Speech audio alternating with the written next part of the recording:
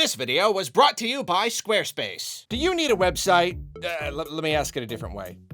Dost thou needeth a website? If thou dost, then prithee, thou should checkest out Squarespace. Squarespace made building my website, Arlo recommends, super easy. All you gotta do is pick a template, there's loads of them to choose from, you tweak any element you want, zero coding knowledge required, and just like that, you're done, you've got a beautiful website. Then anything you need is at your fingertips. Every tool is completely intuitive. You can format text however you want, embed pictures and videos and social media posts and whatever you want, wherever you want. I write a lot of posts, so I find it particularly helpful how I can schedule posts to automatically go out at a predetermined time. And I can also tell the system to automatically push to my social media when those posts get published. Squarespace also offers loads of powerful extensions if you ever need them. And another thing I particularly like is the suite of analytics to peruse. To try out Squarespace for yourself, head to squarespace.com for a free trial. Then when you're ready to launch, head to squarespace.com/Arlo to save 10% off your first website or domain. And now for today's recommendation.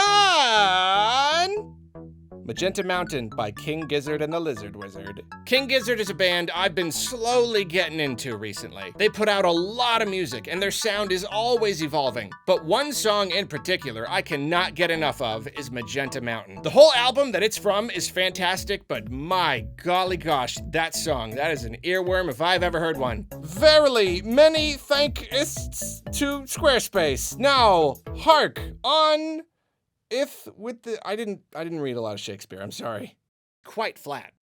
It's normal to be skeptical.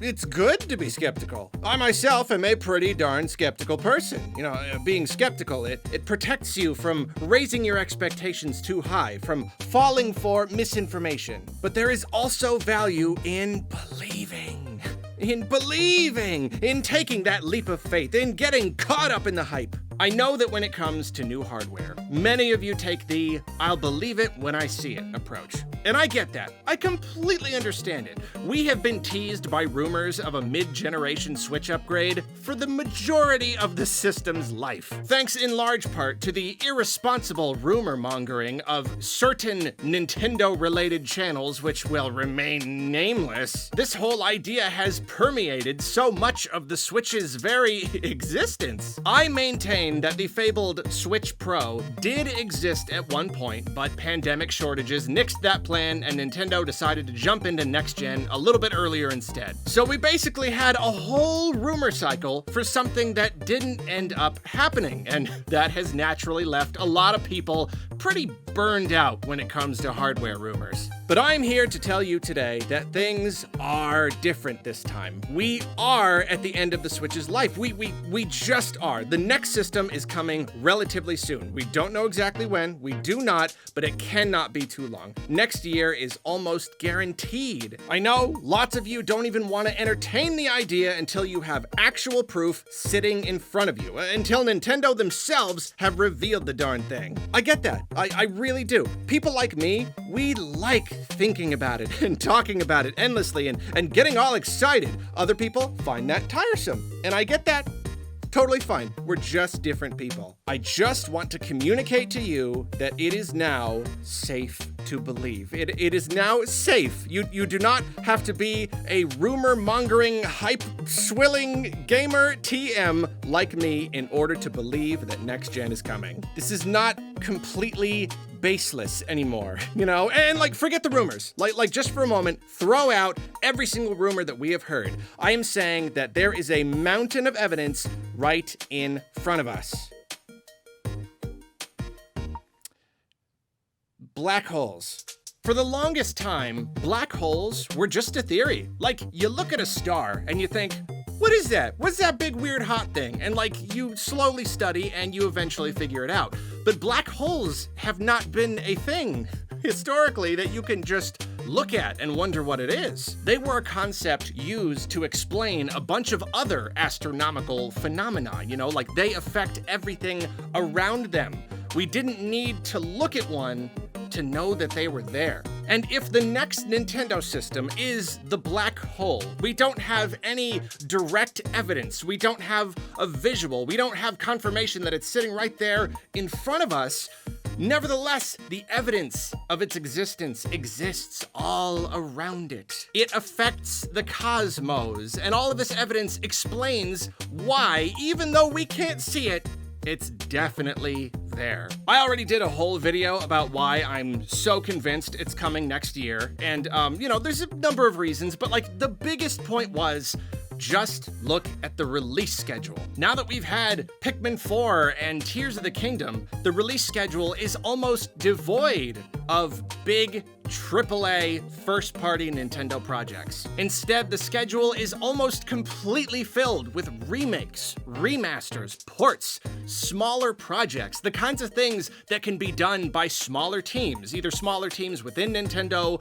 or, given to a third or second-party developer outside of Nintendo. As this year has progressed and we've gotten a better and better idea of what 2024 looks like, it seems more and more of a sure thing that the Switch is winding down. It is in its twilight years, as it were. The June Direct, that gave us even more smaller projects, remakes, remasters, that kind of thing. And that was one reason I was so sure. But here's the thing, we just had another Direct. We had another one. And if any Direct was gonna really give us an idea of what was coming in 2024, it was gonna be this one. And what was in that Direct? More remakes and remasters and ports and smaller projects. And what was the big reveal at the end? The one more thing? A remake. And I will say, it is very funny how many people I see complaining about this.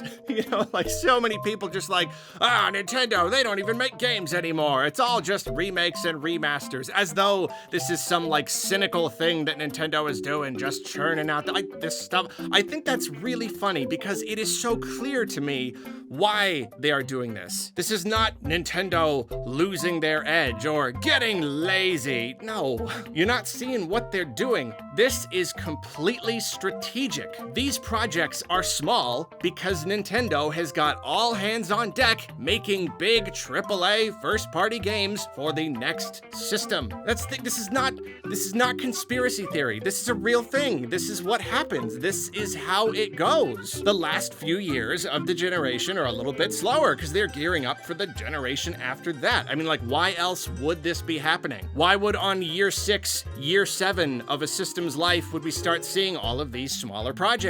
And Nintendo has been supporting the heck out of the Switch, possibly more than any other console before it. Their release output has been probably better than just ever. They have been supporting this thing with big games so far into its life. But this late in the game, everything starts becoming remakes and remasters and stuff that can only mean one thing. The end is coming. And like I said, I've felt this way for a while now because of the lineup. That's like the number one piece of evidence that we have is the lineup. What games are coming? But September, the September Direct, that's a whole other story. September Directs have historically been very, very good just because of where they are placed in the year. September is a prime time to announce basically anything for any point in the next year. If you assume there's always going to be at least a decent little chunk of time between the reveal and release of a big game, September still allows for a game to have plenty of time before it releases in spring or later, basically. And we have had some legendary September Directs. September Directs, those are the ones to be excited for. But what did we get this year in our September Direct? When this was their last chance to show us all the really big stuff that's coming next year, what did they show us? Remakes, remasters, ports, smaller projects. Next year, the only first-party original game that they've got lined up is Princess Peach Showtime. And you know what? The game looks really good. I can't wait to play it, but it does not look big. It does not look like one of Nintendo's primary big studios making a big, huge AAA thing. It does not look like that. And if they have more than that lined up, there's no reason it wasn't in the Direct. They could still technically announce some big games during a February 2024 Direct. It's technically possible. They could even reveal Metroid Prime 4 or something. But I don't really see that happening. And even if they do reveal some stuff in February, that means it's not coming until the second half of the year. Right now, the first half of 2024 is just like, What is this? There's not a whole lot there. I was already convinced the next system was coming next year. Then the June Direct happened, and I was even more sure, and now the September Direct has happened, and I mean, I'd bet money on it. You have to see. You have to see. We don't have to be skeptical anymore. This is definitely a thing. It's okay to believe. Believe with me. It's fun. It's fun getting all hyped up. Come on. The next Nintendo system is coming next year. The proof is in the pudding. It's not really proof.